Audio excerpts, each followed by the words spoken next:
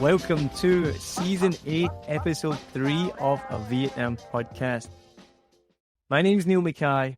I've been living in Vietnam since 2016 and hosting this podcast since 2019. I wanted to know more about the people that lived in Vietnam, both local and foreigners, and share their story.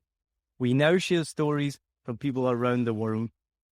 My guest today is Hungarian-Vietnamese, currently living in Saigon, to reconnect with her roots and explore her life from a more creative perspective. She's a life purpose coach and fellow podcaster, hosting the Creators in Vietnam podcast with previous guest Tue-Si Nguyen. In this episode, we'll explore the connection between Hungary and Vietnam, what made her decide to reconnect with her roots, and the challenges and excitement of working as a creator, and how to find meaning in whatever we do. My guest today is Moni Lê. Hi, Neil. Hi, everybody. I'm so happy to be here and talk to you again. It's actually the second time we talk, or the third, and two of them are through a podcast. Well, thank you so much. So for anyone who doesn't know yet, I was on the Creators in Vietnam podcast a couple of months ago, which was awesome, with Tue-Si and Moni, both of them on a Vietnam podcast, and we've just interviewed Tue-Si. Thank you so much for coming on. Yeah, thank you for having me. So first of all, that's my first question, is what I said in the introduction. I want to know more about the connection between Hungary and Vietnam, because it's something I was not aware of and then when we first met, you kind of told me a bit more about it. I now know more Hungarian-Vietnamese people, and there's definitely a lot of these countries, especially Eastern European countries, that I wasn't aware had such a deep connection with Vietnam. With a brief history of that. Okay, just so you know, I don't have the full-on detailed history about the connection, but I know kind of the surface level connection between the two. So, sorry, Neil, there's a slow internet connection. I wonder if it's okay. So for me. Okay.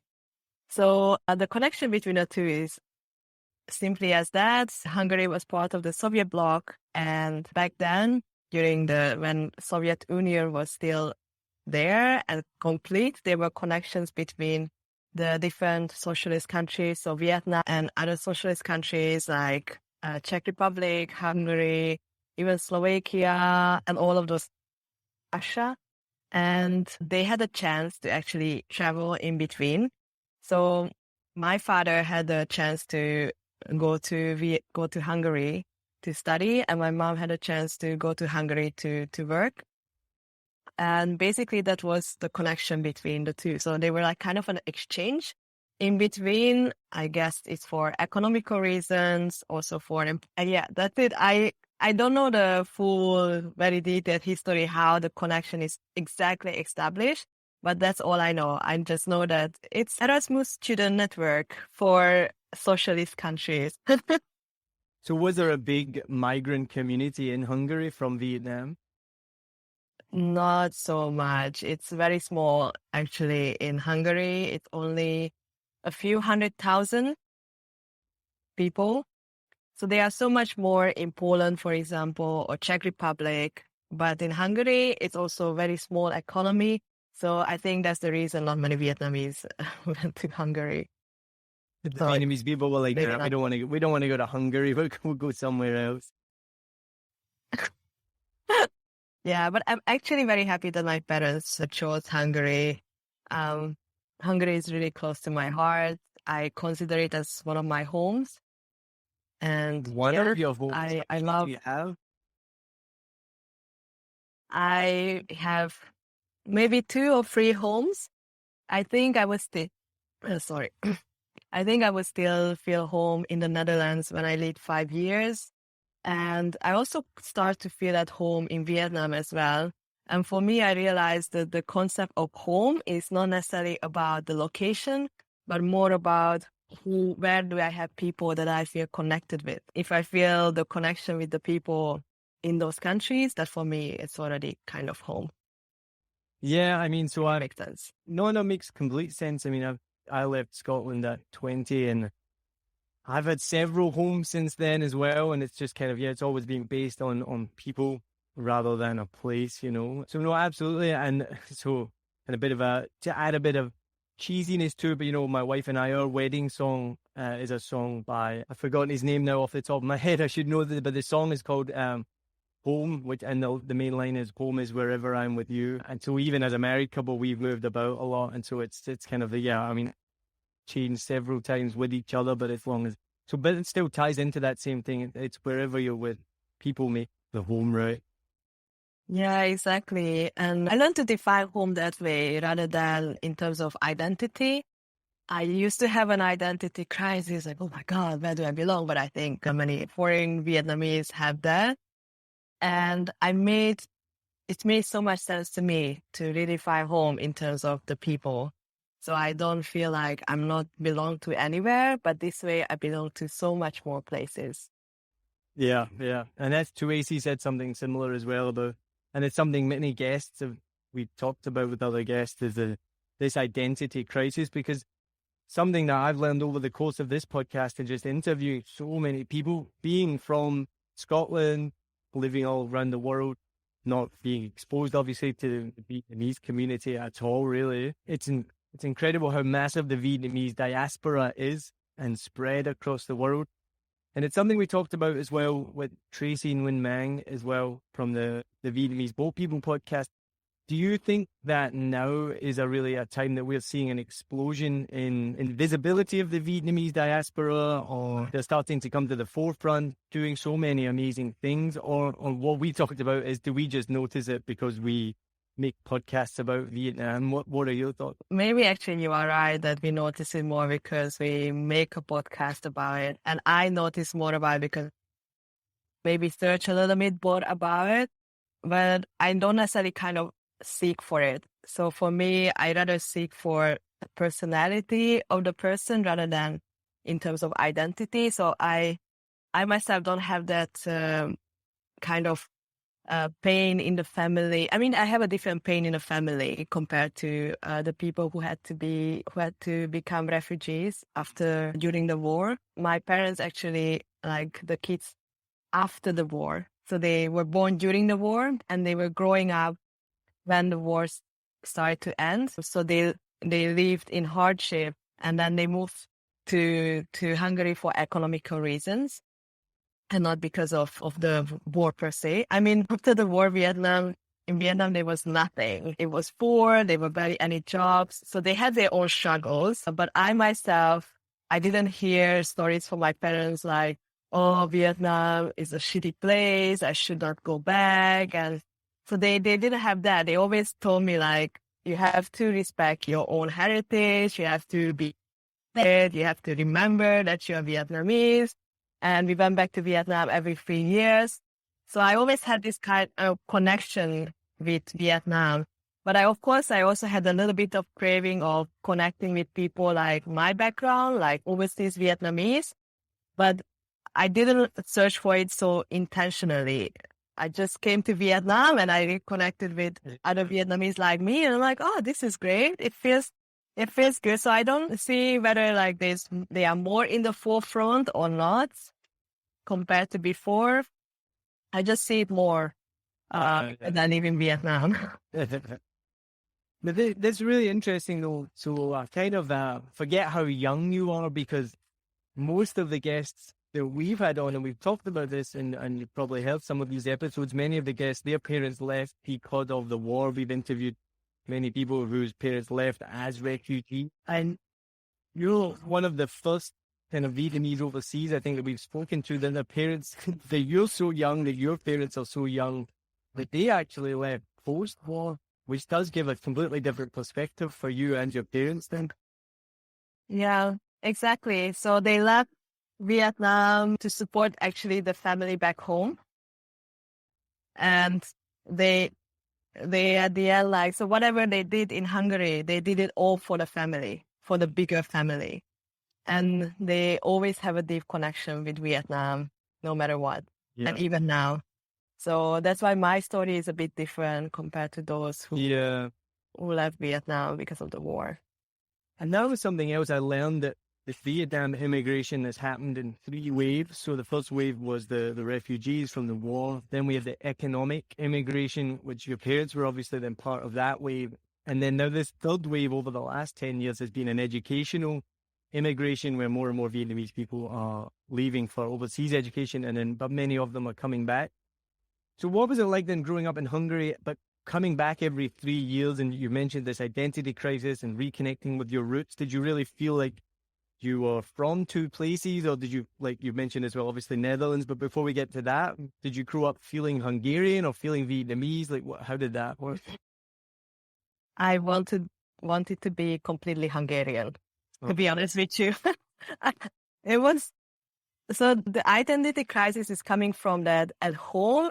Everything was so Vietnamese in terms of values. It was very traditional. My mom told me I should dress this way as a girl. I should study well. I have to work hard and all of that. And when I went outside of the house, everything was so much more fun. Like I could do whatever. Like everybody was so much more liberal in terms of how they view life. Like you have the freedom to choose what you study, what are you doing. And when I saw other families of my friends who are Hungarian and see the conversation between them and their parents, and I'm like, oh my God, this is so much nicer. Like for example, every weekend, like my mom is like asking me, like, clean the house.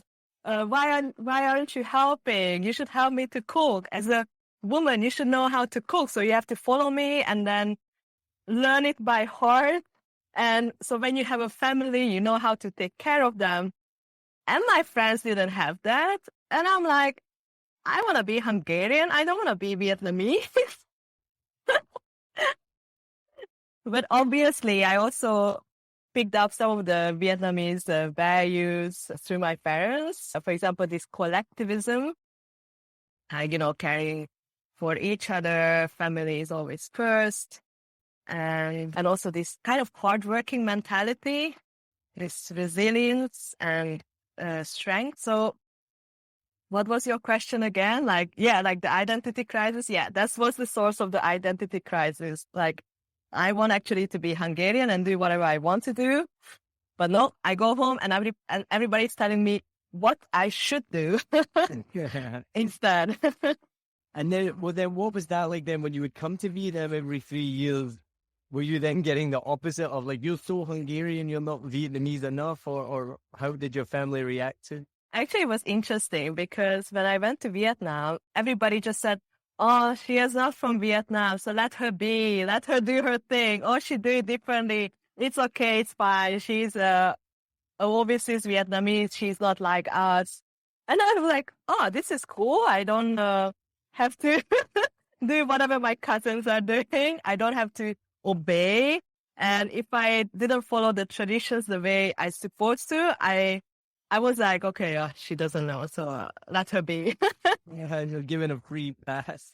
Yeah, I got a free pass.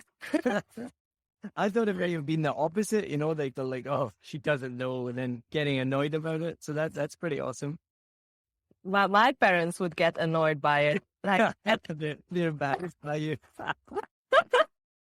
And like at home, my parents like, as a Vietnamese, you should do it this and this way. Don't do it other way. Other people would judge you and they would criticize you. And I'm like, okay, fine. And then when I go there and go to Vietnam and do it wrong, people just like, oh, it's fine. She doesn't know. So what was Vietnam like then? Because obviously, as you mentioned, very poor, lots of poverty back then. What Vietnam from? So you're in your mid-20s, is that right? So we're talking about you were coming here. No, you're older? Thank you so much, Neil, to think that I'm in my mid-20s. Mid-20s, right? I'm 29, so I'm approaching 30, so almost. I'm 39 and approaching 40, so don't worry. It only gets better from here. You have nothing to worry about. So you're in your 20s, I was right, mid to late 20s. So we're talking about then, so interesting because for you coming then here as a child was only 20 years ago, which this is what makes me feel old. That's still the 2000s, the late 90s, early 2000s. So we're really not talking about that long ago. But Yeah. Vietnam, which is a country that's moving so quickly, growing so quickly, changing so quickly, 20 years ago is probably like 40 years in, well, 50 or 60 years of development in just 20 years. So what are your memories of Vietnam coming here? Were you coming to Saigon? Can you remember what it looked like? How has it changed? We'll be right back. Join pilot and adventurer Fernando Pino as he takes you on journeys to discover exciting destinations across the UK and Europe. You'll fly with him to hidden gems and experience local culture, from bustling streets to serene hideaways and the best places to eat, sleep, and play. Travel Plans is more than a podcast. It's your ticket to exploring the world and its history with a friend. In this episode, we are flying to discover a beachside paradise perfect for the whole family. Discover golden sands, activities galore, and even free childcare so you get your own break too. Why am I still here? So actually, my family is not from Saigon. They are from Hue, which is the middle of the Vietnam. It's Miền Trung area. And I always went to my grandma's street in Hue whenever I came to Vietnam. And I spent a little bit of time in Hanoi, but most of my memories is in Hue. And I remember when I was very young, like 5 or 6 years old, I was still having showers in the well. Like in the backyard, there was a well, and I had showers there with my other cousins. It was actually really fun. English toilet was not a thing at that time yet.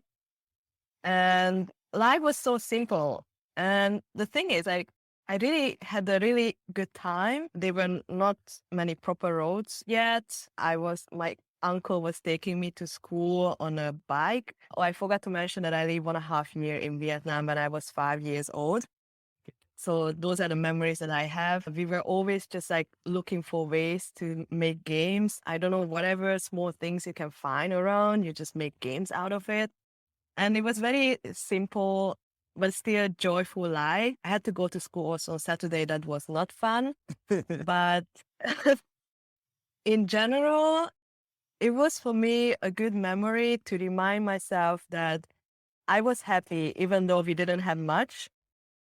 And now that we have so much, it's actually, I learned to appreciate so much more just because of that experience. You know, that's amazing. And I love that about kids. Kids are, well, it's not, we're old. When we were old kids, it was so much fun how you can just make a game out of anything.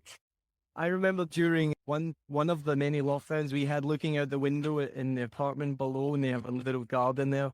And the kids were just playing a game with flip-flops, and they were just trying to hit an empty bottle of water with a flip-flop, and it was whoever hit the bottle won, and they were just having the most fun. And I was like, man, kids are awesome. Like, you literally just need a flip-flop and a bottle of water, and you're as good to those. Yeah, exactly. Like, even though like my family didn't have much money, I was so much more happier for the smaller joys, like one bag of chips for, at that time, 500 Vietnamese dong. And I felt like it was the most precious thing ever. And of course, I saw the evolution whenever I went back over the years to my grandma. I saw that the house got modern, like, I don't know, fresher paints and different objects. But somehow the traditions actually remain the same.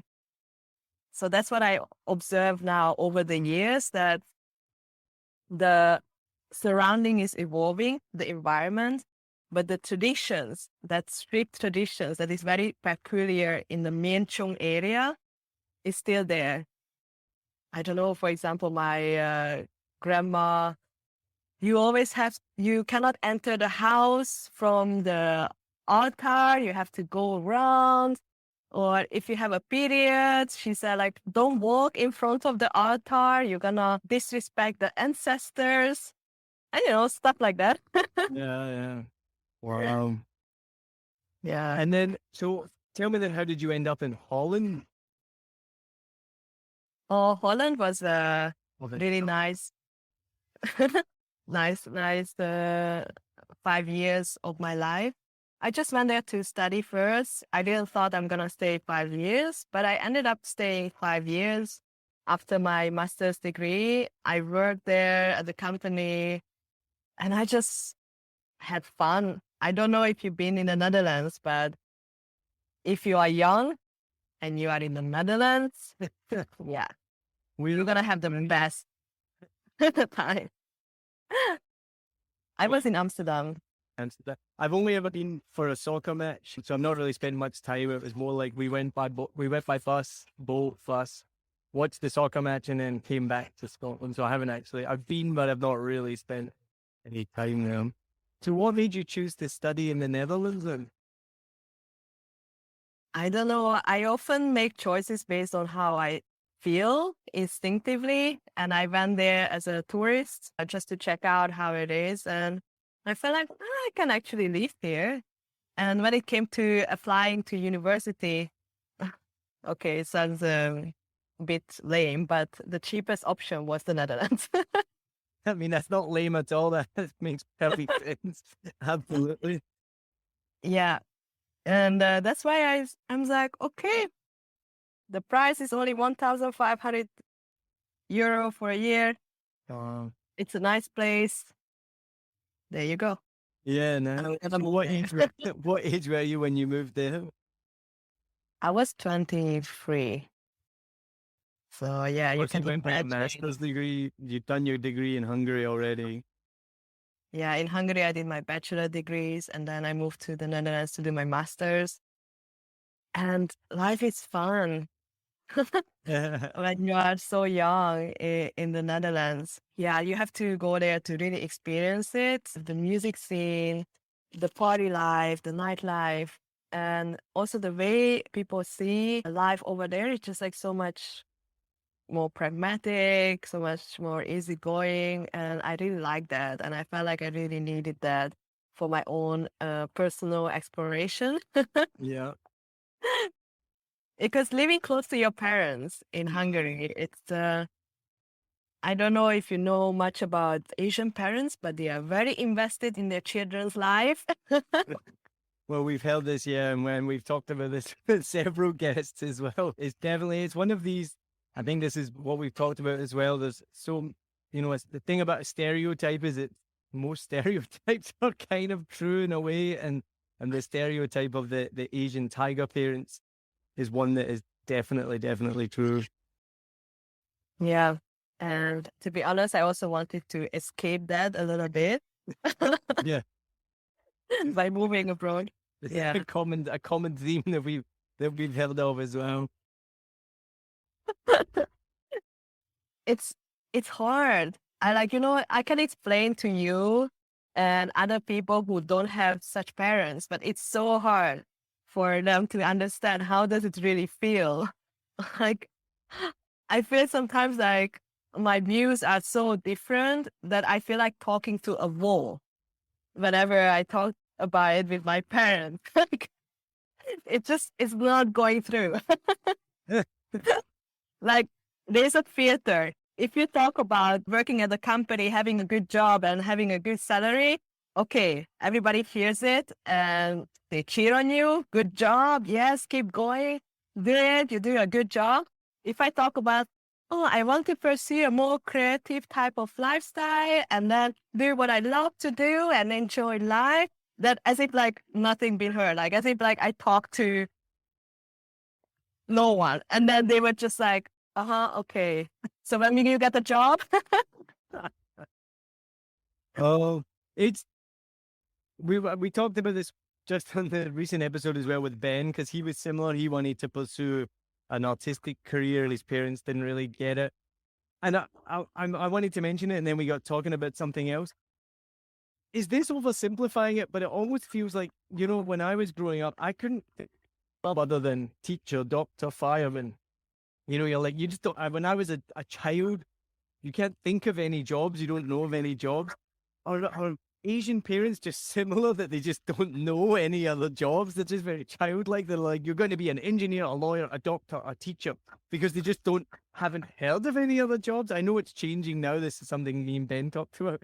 But is that oversimplifying it, or is it just like these are the 5 jobs that? Because any student that I talk to, any Vietnamese person I talk to, is literally like 5 jobs that they're expected to do: lawyer, doctor, accountant, teacher. I don't know. Like that's it.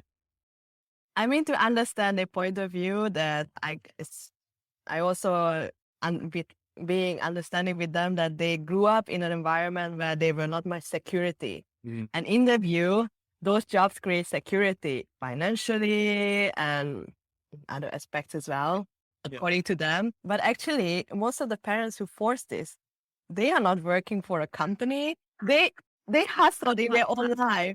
So my parents, they never worked for a company, and they always hustled something. But then in their view, I don't want my kids to suffer through that. So I want them to work at a company. But then I asked them, like, hey guys, do you know how it feels like to work under someone? And they're like, no, but it's going to be for you. That's too funny, right? That's too funny. Well, it's kind of almost as well as just the whole grass is greener on the other side, almost like we want this for you, but we don't want it for ourselves. I don't know if you much. I think it's Ali Wong. I hate telling stories when I can't remember the details, but I think it's Ali Wong. Or maybe it's Aziz Ansari, because he's also got Asian parents. But they want you to be a doctor, right? But then because they want you to give medical advice. But then when they want to get medical advice, they won't go and see a doctor. They'll go and see like the local medicine woman or something like that. Like, no, the doctor charges too. That's right. The joke is they want them to be a doctor so they can make lots of money, but they won't go and see a doctor because it costs too much to go and see the doctor. Yeah. So it's all about earning money. Yeah. That's and it. I don't want to be mean, and I'm not making fun of Asian parents, because I do understand. I've spoken to enough people and they just want the best for their kids. And there's a completely historic reason why they want their kids to take those jobs and have a good life.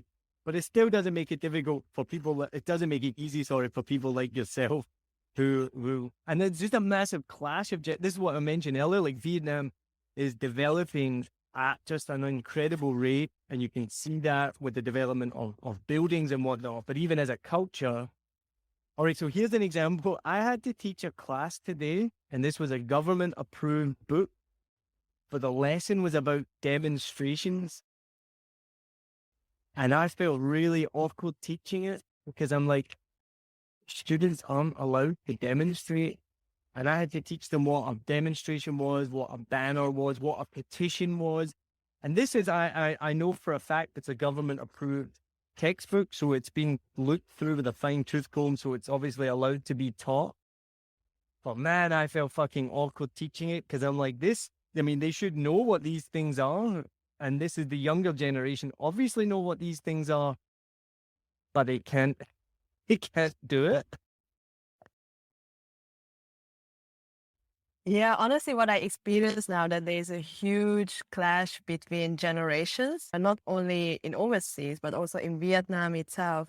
When I talk to the younger generation, like, they are so innovative. They are so want to explore the world. They also so want to do something different than their parents. But the generational gap is so big, like, because the war hasn't been a long time ago. And my parents, their parents are still living a life where there's not enough money, there's always some scarcity. So you have to really work hard to earn money. So it's all about earning money. But I see in today's generation that they do want to have fun. They do want to love what they do. And that's what I'm also supporting as well. But I also, at the same time, we try to be respectful for our own parents, because they made a lot of sacrifice for us to have a choice.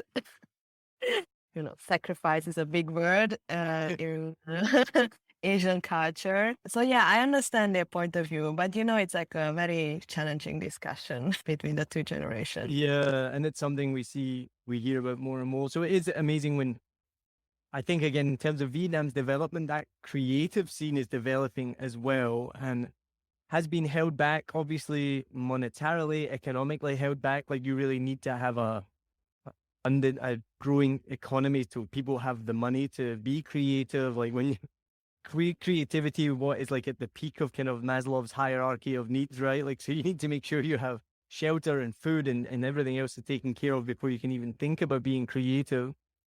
But that's another exciting part of Vietnam now is I think we're starting to see now because those lower needs are being taken care of for the majority of the population, obviously not everyone, but the majority of the population, that will now start to see more creativity, whether it's music, anything like so. So this is now where you're coming into as well. So tell us then about your journey into creativity and how you as a creator see yourself, and how have you made that journey from what was your master's degree and how have you taken that and now going down a more creative path? Well, my original background is not so creative. It's in business, but also I have marketing as well. So marketing is a bit more creative. And I think creativity was, for a long time, wasn't properly defined for myself, like what creativity is about.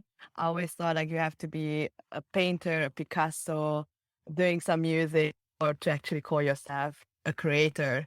And also, also in the Thought of myself, sorry, just to quickly interrupt, I never thought of myself as being creative because I couldn't draw. You know, I couldn't paint. I don't write music. So I'm like, yeah, I mean, I was not creative. And then it's only been over the last years starting to do podcasts, starting to do comedy. Then I'm like, oh, that's like a creative endeavor. Like you're creating something as well. And I'm kind of similar to you. I just thought to be creative, you had to be a painter or a designer or a musician or something. So sorry to interrupt, but yeah, I wanted to add that. Yeah, exactly. And so many people has that misconception about creativity.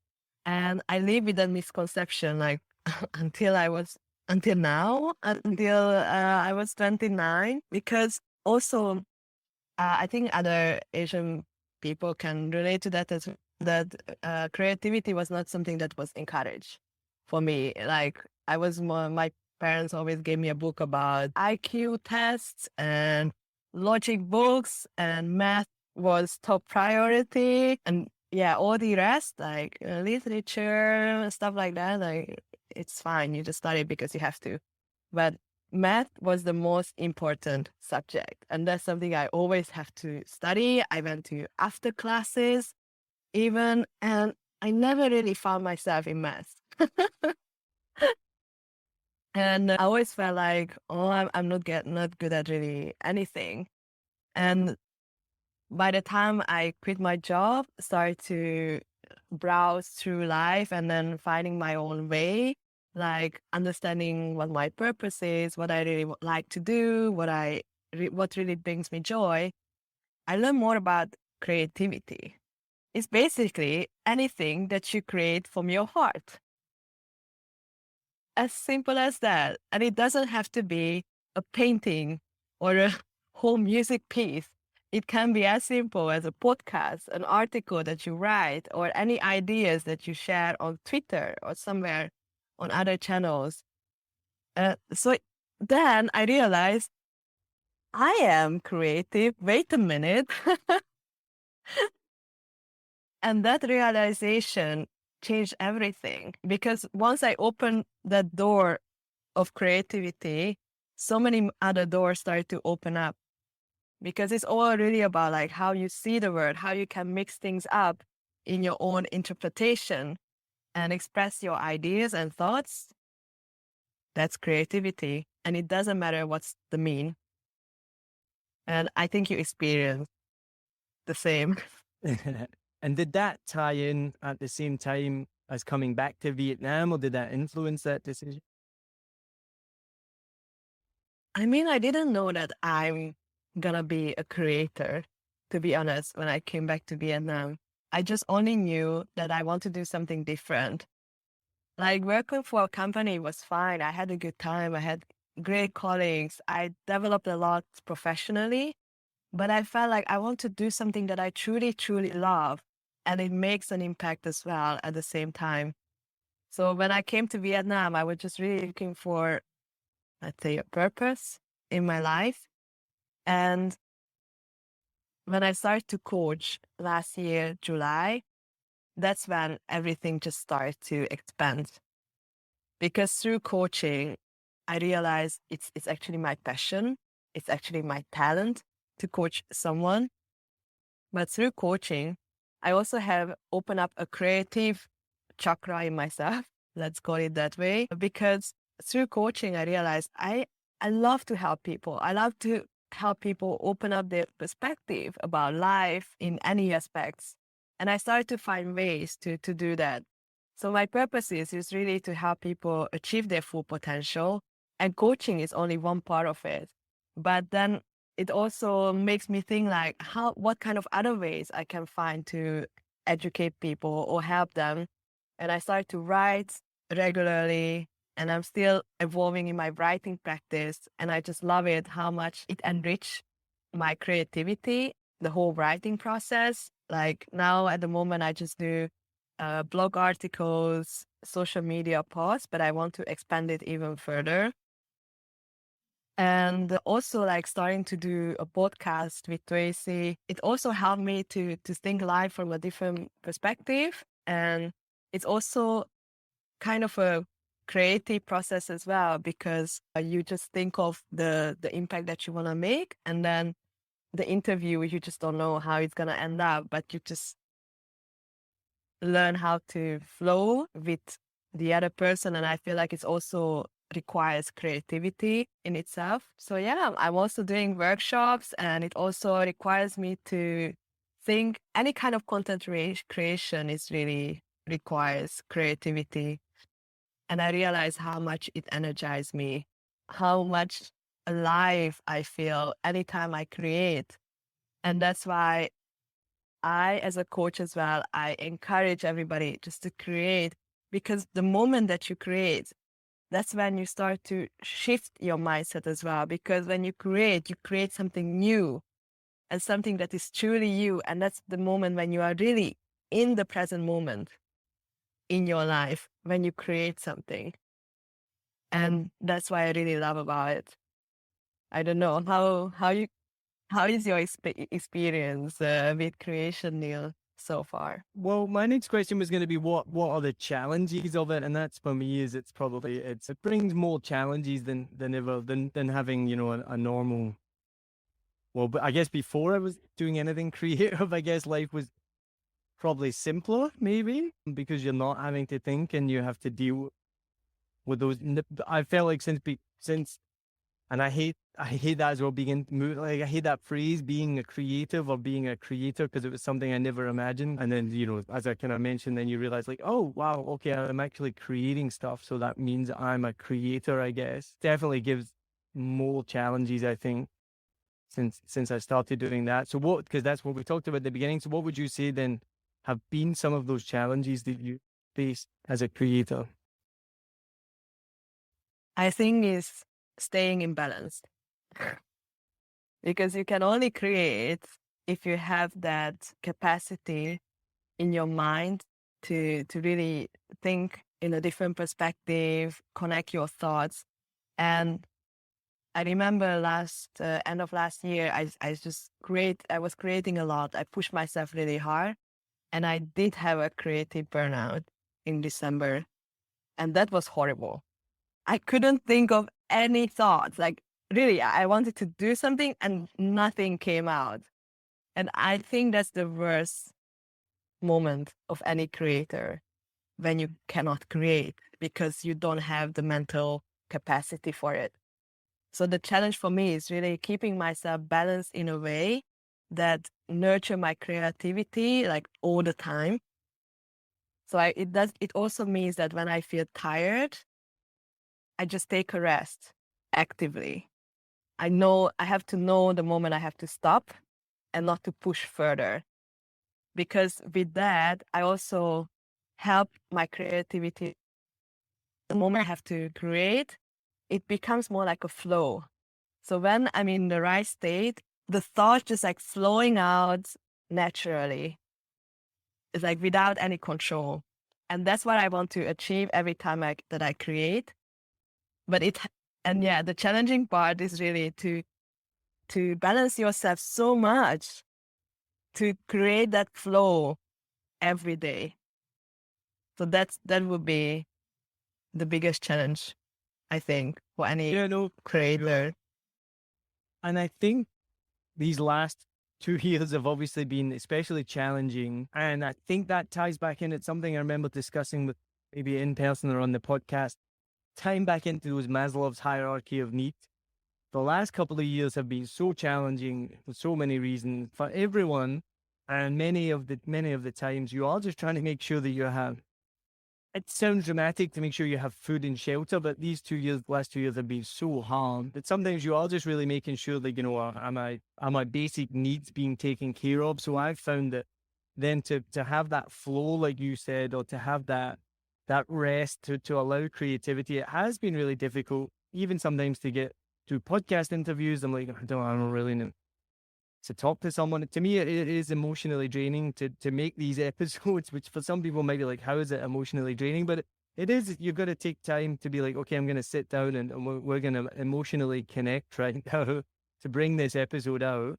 That takes a lot. And then in terms of comedy, yeah, I mean, if you're just trying to make sure that your basic needs of life are being fulfilled, you're not really feeling it. Because I even remember when I was in government quarantine 2 years ago, and so many people would say, oh, well, you'll get good comedy from it. And I was like, fuck off. Fuck, don't want to think about comedy right now. Like, this is not a funny situation. But then maybe weeks or months later, then you think of, I thought of like a joke or two from that situation. So it would maybe come. I've recently just finished another period of home isolation after a bout of COVID. And the same thing again. People are like, oh, well, you get some good comedy for it. And I'm like, fuck off. This is not funny right now. Like, I'm not having a funny time.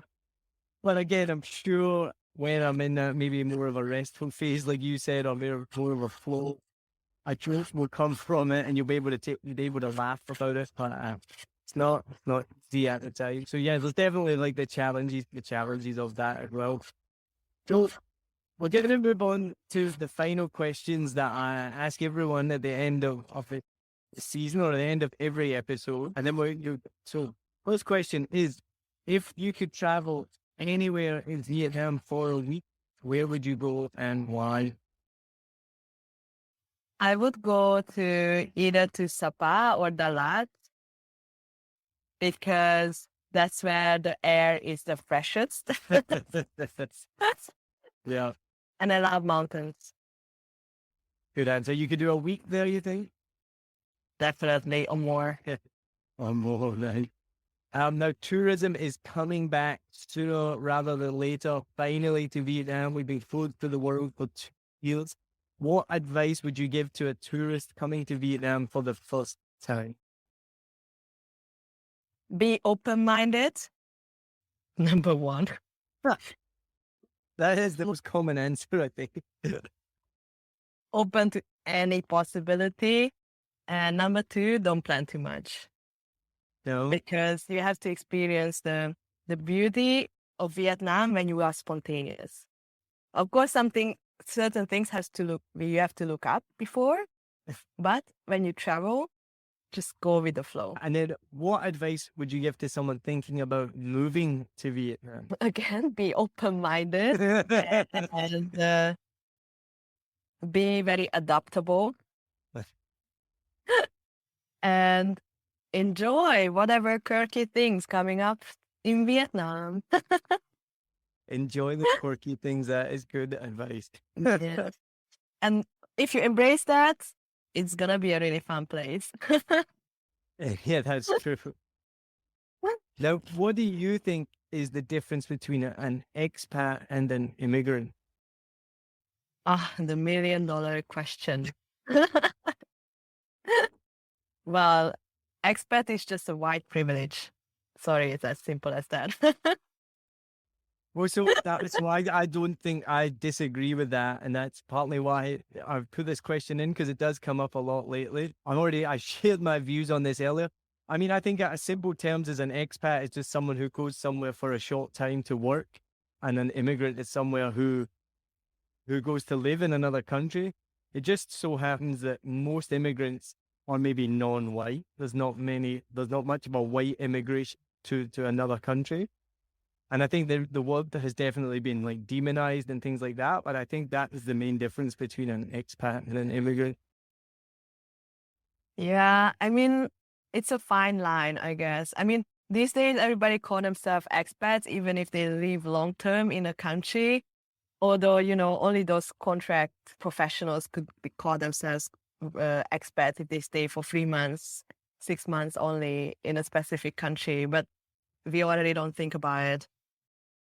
Everybody's expats who are not local, basically. But see, so this is where I think the difference is though, because so I've been here 6 years, but I'm still an expat because I can't get like a long-term visa to live here. So I'm never going to be an immigrant. You know what I mean? Whereas people can move to Australia or New Zealand, and they can move with the intention of living there forever. Therefore, they would be an immigrant. Like my sister lives in Australia, and she moved there with the intention of living there forever. She immigrated to Australia, so she's an immigrant. She's never been an expat. She's never called herself an expat. So that's where I see as a difference between an expat and an immigrant. Yeah, I don't think about it too much, to be honest with you. I call myself usually an expat because so far I never think of like, let's say when I was in the Netherlands, I never really thought that I'm going to stay here forever. And when in Vietnam, I also don't think that I'm going to stay here forever. Yeah, so that to me is the difference, and that's when people say like, oh, like you've just said there, oh, everyone's an expat. Well, yeah, because we are all expats because nobody has immigrated here again, but because there's no pathway to immigration either, which hopefully will change one day. But that's something that does make a big difference. And then last question, one of my favorite questions I've ever thought of: if Vietnam was a person, how would you describe them? She would be a very gentle but cool, outgoing lady. She knows how to hustle, get her way, get what she wants, and have a fun life. Enjoy life to the fullest, but still respecting the ancestors. That's awesome though. There's a vivid description. You've got me like picturing someone in my head and being like, yeah, that's Vietnam. That's cool. That's awesome. Great, Moni, thank you so much. Thank you for having me on your podcast. Thank you for coming on mine. Share with people, where can they find more about you? Where can they find out about your coaching? And then we will put the links in the show notes so people can follow them and find you. Yeah, you can find me on Instagram, Facebook, or just go to my website, subscribe to my newsletter if you want to hear more from me. But I love to connect with any channel that someone finds comfortable. It's always nice for me to hear from others, like, learn about other people's life. That's something I love. Well, one question we didn't cover, so that people are going to have to contact you. We didn't talk about how to find meaning in whatever we do. So if you want to find the answer to that, then follow Moni, because that is something that she talks about a lot. Yes, exactly. Yes. Awesome. Thank you, Moni. Have an amazing day. Thank you so much, Neil. Cheers. Bye. Thanks for listening to this episode of a Vietnam podcast by 7 Million Bikes. We hope you enjoy hearing our guest stories. If you haven't already, please make sure to subscribe to the show and turn on notifications so you never miss a new episode. Thank you so much to Lewis Wright, who made the 7 Million Bikes music and continues to support us in every way. Also to our audio engineer, Luke Digweed, for making sure each episode sounds amazing for you. Also, a big thanks to the 7 Million Bikes community. Thank you so much. It's amazing to get to know you guys. It's amazing to see how much we're growing, and I look forward to seeing you at our next event. You can join the community today. The link is in the description of the show. You'll get free tickets to 7 Million Bikes events, episodes before anyone else, and extra special bonus content only for you, and invites to special member-only events. You will also obviously be providing massive support so that we can keep sharing people's stories with you on a Vietnam podcast. Also, follow us on Facebook, Instagram, and YouTube. And remember, we have 7 seasons of stories to share with you. So check them out if you haven't already, and we hope you can listen to future episodes too, so you can laugh, connect, and discover. Cheers!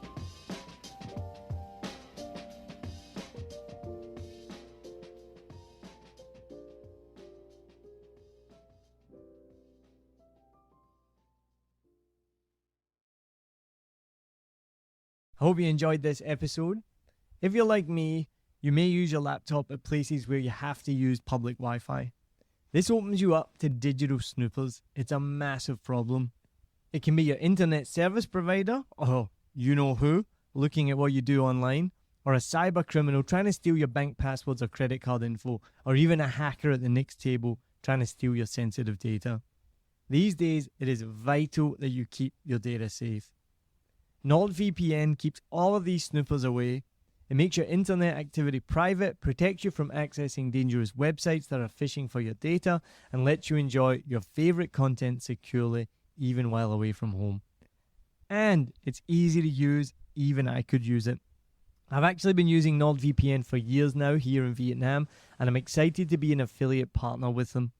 I've used NordVPN to watch Netflix, BBC, Disney Plus with ease. And I also know that my information and data are safe from prying eyes, whoever they may be. Join now and you'll get 68% off and 3 months free when you go to my link, nordvpn.com/SMB. Just again, for those hard of hearing, nordvpn.com/SMB. The link is also in the show notes. I know nobody checks them out, but go check that out and you can get the link from wherever you're listening to this podcast. As an affiliate partner, it also means that I will get a small commission when you sign up, but at no extra cost to you. So not only will you be getting a great deal through 7 Million Bikes, you get a great VPN and you'll be supporting 7 Million Bikes podcast. Stay safe online and enjoy the shows you love. Any questions, just let me know. You know how to get in touch with me. And thanks for listening to this show. Cheers.